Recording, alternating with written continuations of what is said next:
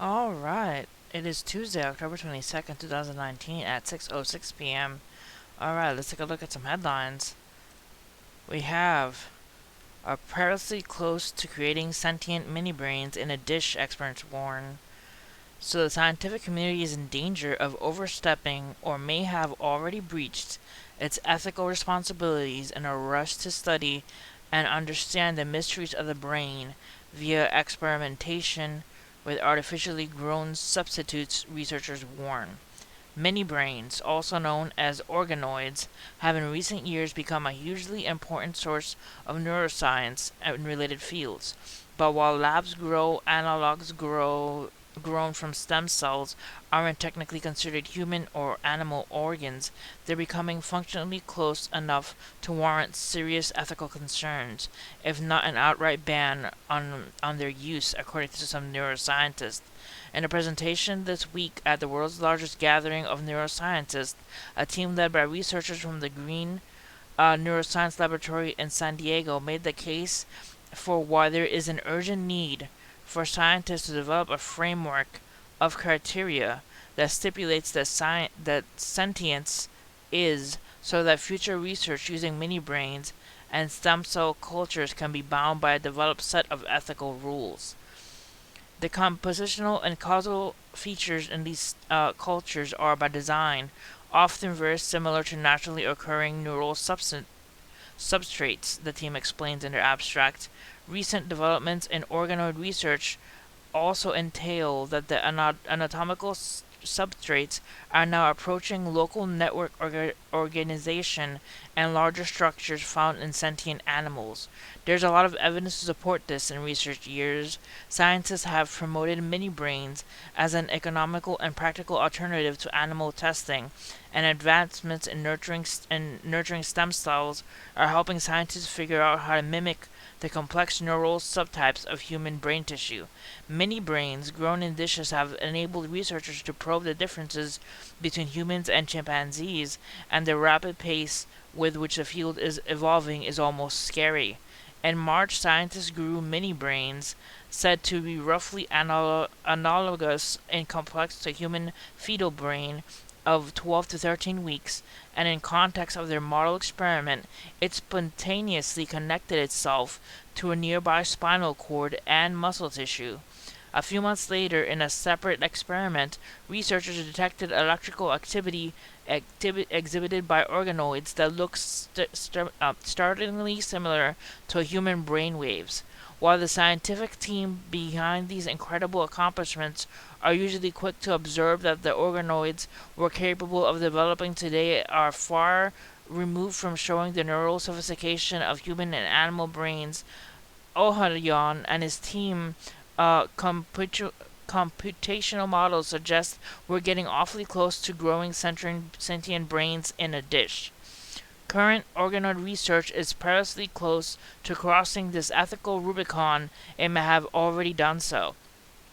Despite the field's perception that the complexity and diversity of cellular elements in vivo remains unmatched by today's organoids, current cultures are already isomorphic in sentient brain structures and activity in critical domains, and may be capable of supporting sentient activity and behavior. Alright, guys, so pretty much they're creating brains, and these brains, from being grown by stem cells or whatever other um, growth they decide to grow, is actually becoming sentient, attaching itself to other uh, what was it here? Spontaneously connected itself to a nearby spinal cord and muscle tissue. So not only are these brains becoming sentient, equal to a human fetal brain of 12 to 13 weeks, but is also spontaneously connecting itself to spinal cord and muscle tissues. This is becoming quite scary. I'm going to leave the link of this article if you guys decide to read it for yourselves. It's pretty spooky, the things that they could be growing in some lab somewhere, and we have no idea about it if these articles don't come out. So just a heads up for you guys out there. Alright, next, actress Lori Loughlin and husband facing additional charges in college admissions scandal.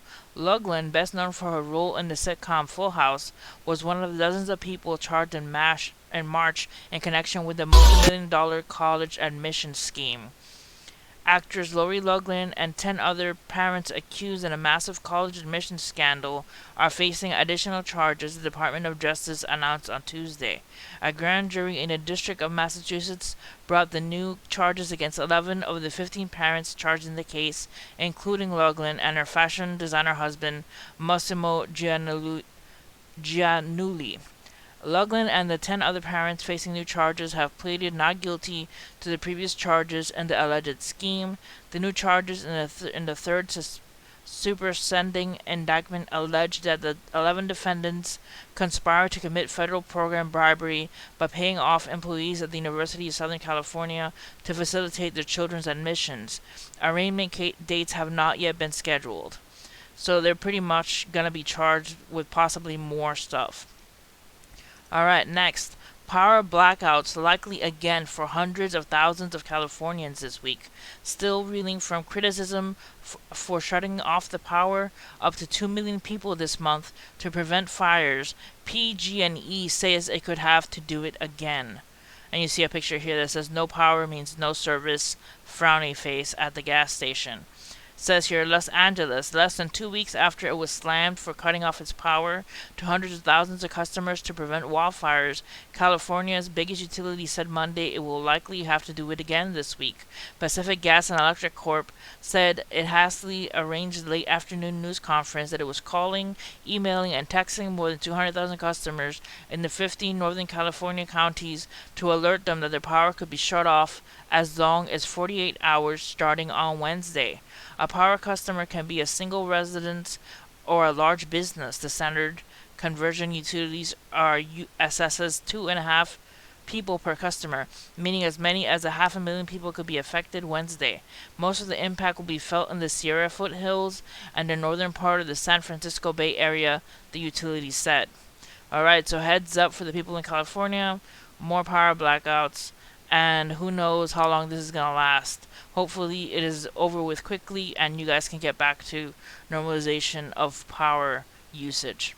Alright, next. This year's ozone hole is the smallest ever recorded.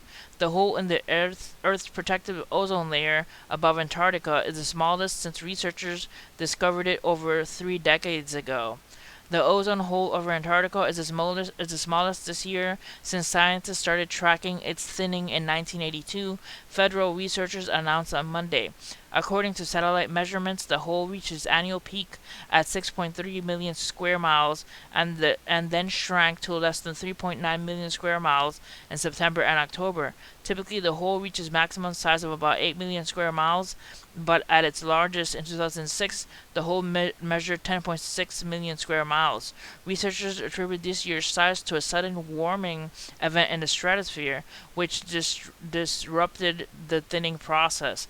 It's great news for the ozone in the southern hemisphere, Paul Newman, chief scientist for Earth Sciences and NASA, said in a statement, but it's important to recognize that what we're seeing this year is due to warmer stratospheric temperatures. It is not a sign that the atmospheric ozone is suddenly on a fast track to recovery. So I love how it's actually getting smaller and it's actually doing good, but they always put that negative spin. It's not a good, you never know. It's not a good, it's suddenly, it's not a sign that atmospheric ozone is suddenly on a fast track to recovery. I actually think it's a win. If the ozone hole is smaller, and that's good for the Earth, it's a win for me. Alright guys, hit like and subscribe for more videos, and see you guys next time. Pray for the people in California that could possibly have to encounter more power outages, and stay safe out there, guys. God bless you. Check out Dave's Empire 1981 in the description below. He's got an awesome shop.